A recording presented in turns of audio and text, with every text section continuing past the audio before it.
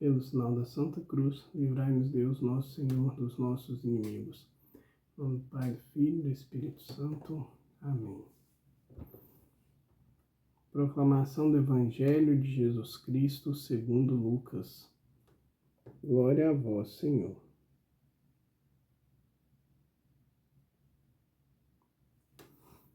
Naquele tempo, veio Jesus à cidade de Nazaré, onde se tinha criado. Conforme seu costume, entrou na sinagoga no sábado e levantou-se para fazer a leitura. Deram-lhe o livro do profeta Isaías.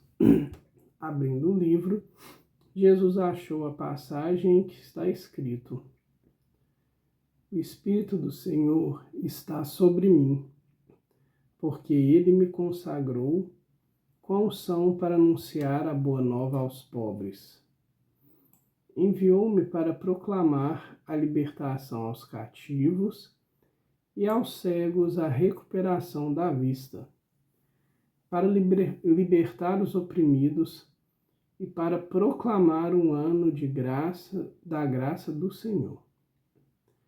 Depois fechou o livro, entregou o ajudante e sentou-se. Todos os que estavam na sinagoga tinham os olhos fixos nele. Então começou a dizer-lhes: Hoje se cumpriu essa passagem da Escritura que acabastes de ouvir.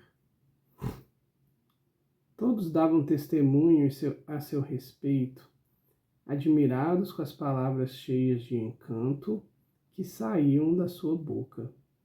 E diziam: Não é este o filho de José? Jesus, porém, disse: Sem dúvida, vós me repetireis o provérbio: Médico, cura a ti mesmo. Fazes também aqui em tua terra tudo o que ouvimos dizer que fizestes em Cafarnaum. E acrescentou: Em verdade eu vos digo que nenhum profeta é bem recebido em sua pátria.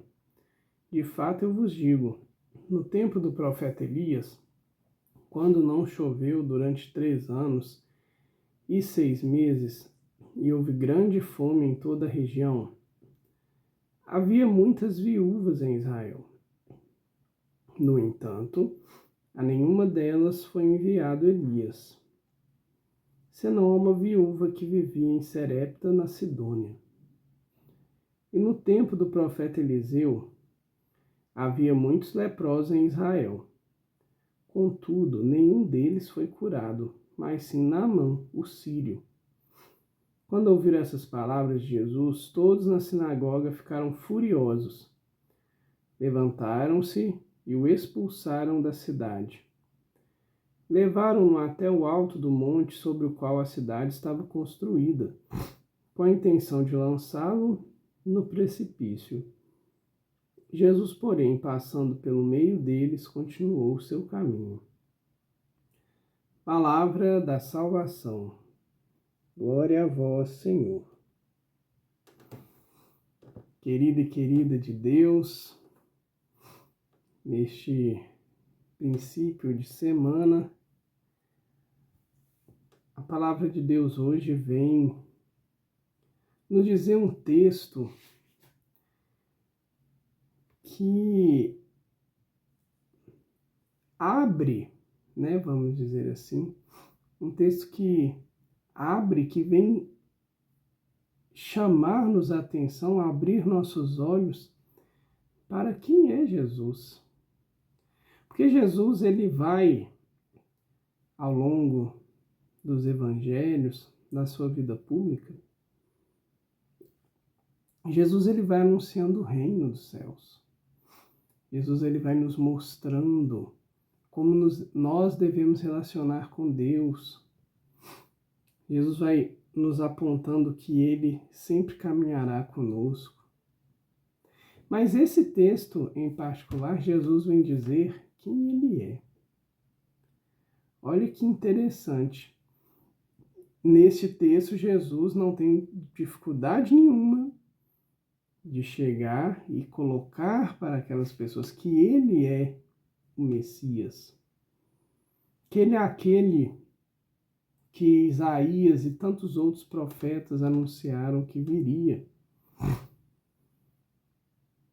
E é engraçado a gente perceber a reação das pessoas, porque, lembremos, este evangelho, Jesus, nesta cena, nesse momento, Jesus ele o fez na cidade que ele nasceu.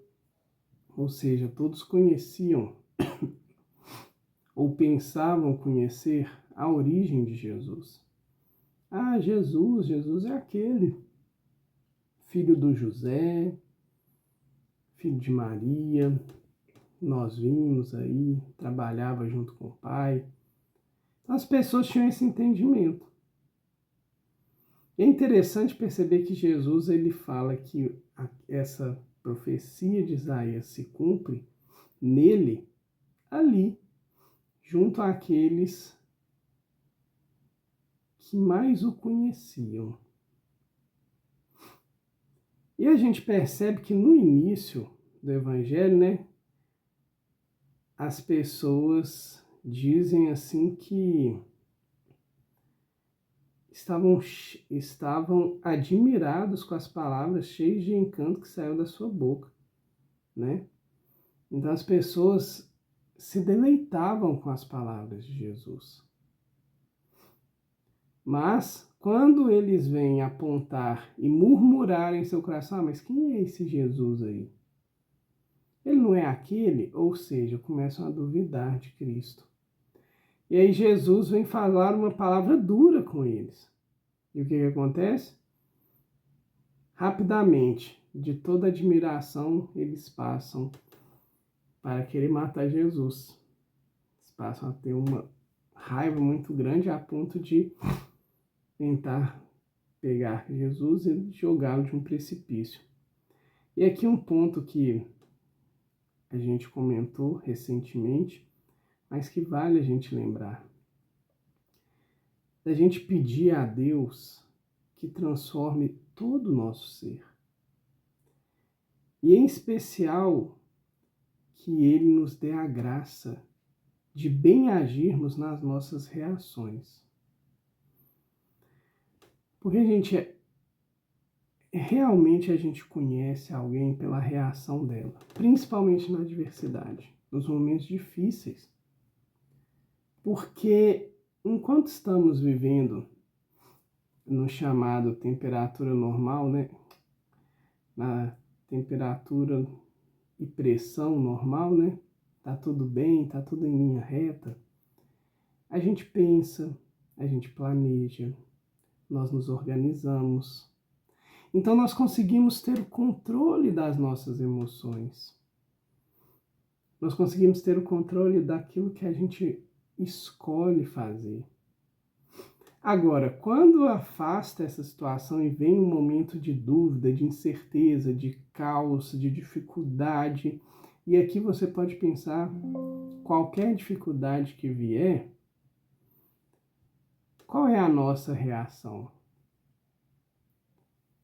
E aí é que entra a necessidade de nós pedirmos a Deus para educar o nosso coração para essas reações, para esses momentos. Para que a gente possa dar frutos e agir conforme Cristo nos pede. Que a gente consiga, até nas adversidades, e em especial nas adversidades, transmitir o amor de Deus. Primeiro para nós, porque a adversidade muitas vezes nos machuca, nos tira do eixo, nos faz sair de nós mesmos e depois para o outro. E não agirmos como aqueles conterrâneos de Cristo, que na adversidade já parte para a violência, para a agressão, já parte para... Isso é uma resposta, né, à necessidade de tomar o poder, de ter toda aquela situação voltada para si novamente. Ou seja, Jesus me aponta algo que é verdade e isso me faz perder o controle. Estou falando no que aconteceu no Evangelho. E aí eu quero retomar o controle de novo. Como que eu faço isso? Silenciando aquele que deu causa, vamos dizer assim, ao meu descontrole. Que a gente não faça assim, que a gente não venha a buscar eliminar ninguém, mas muito pelo contrário, que Deus nos dê a graça de também reagirmos, não só agirmos, mas reagirmos conforme a palavra. E para terminar a reflexão, falar um pouco dessa cena, né? Porque eu fico admirado, eu fico pensando, Jesus entrou ali, pegou o livro, que era costume, né, no sábado, alguém fazer a leitura, alguém fazer o comentário, muito tranquilo, e foi apontando, né? Olha, ele me consagrou para anunciar a boa nova. Olha as coisas que Cristo realiza na sua missão. Jesus nos dá a boa nova. A libertação. Jesus nos liberta.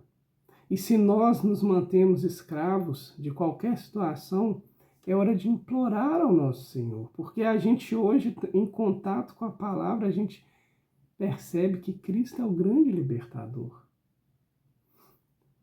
Libertar os cativos, dar vista aos cegos. Quantas situações que nós também ficamos cegos.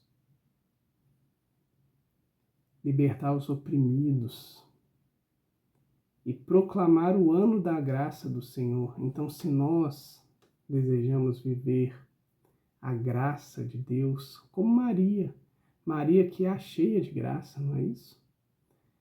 Nós precisamos acreditar em Jesus, nós precisamos acreditar que Ele é sim o Messias, que Ele está assim conosco.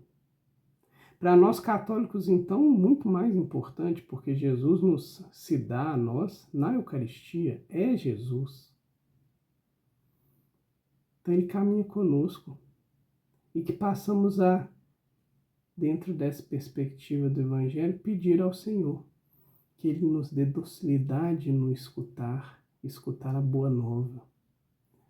Que Ele nos dê a graça de nos libertarmos de tudo aquilo que a gente precisa ser liberto. E aqui, depois da reflexão, pense um pouco sobre isso, peça a Deus a libertação. Nós precisamos ser livres para amar o Senhor e para bem o servi-lo. E também para sermos felizes, porque Deus nos criou livres. E por fim, pedir a Deus que nos dê a graça de não ficarmos cegos e nem de sermos cegos a nenhum tipo de situação. Mas muito pelo contrário, pedir a Deus a graça de fazer com que nós enxergamos a nós mesmos, e é fundamental nós enxergamos primeiro a nós mesmos, e depois enxerguemos ao outro e a realidade de tudo que há no mundo com os olhos do Senhor. Lembremos lá no Gênesis, tudo que Deus fez, Ele olhou, se admirou e disse: eis que isso é bom. Esse é o olhar de Deus. Quando eu te convido hoje, quando você olhar para você no espelho, olhe e peça a Deus a graça de se alegrar com o que você está vendo e falar: olha que beleza, eu sou bom. Olhar para aqueles que convivem contigo e ver a graça de Deus em cada um. Eles são bons. Mesmo a pessoa que você talvez não consiga se relacionar muito bem, mas perceba que ele é bom, ela é boa. Mesmo que não dê certo muito o seu trato, mas é identificar que tudo em Deus é graça. Querido Jesus, nós realmente queremos te pedir hoje que nos dê esse olhar sem vício, esse olhar sem tristezas. Não é um olhar bobo, não é um olhar ingênuo, mas é um olhar de Deus, um olhar cheio de amor. E que nisso, Senhor, que o Senhor também nos ensine a olhar com amor e pegar dali o melhor. que a gente possa viver conforme a Tua palavra e, em especial, crermos que o Senhor é o nosso Deus, aquele que viria e aquele que virá. E dentro desse caminho, aquele que permanece conosco. Muito obrigado, Jesus. E te pedimos, fica conosco, Senhor, pois somos necessitados de Ti. Dai-nos a graça da perseverança e da fidelidade. Muito obrigado, Jesus. Amém.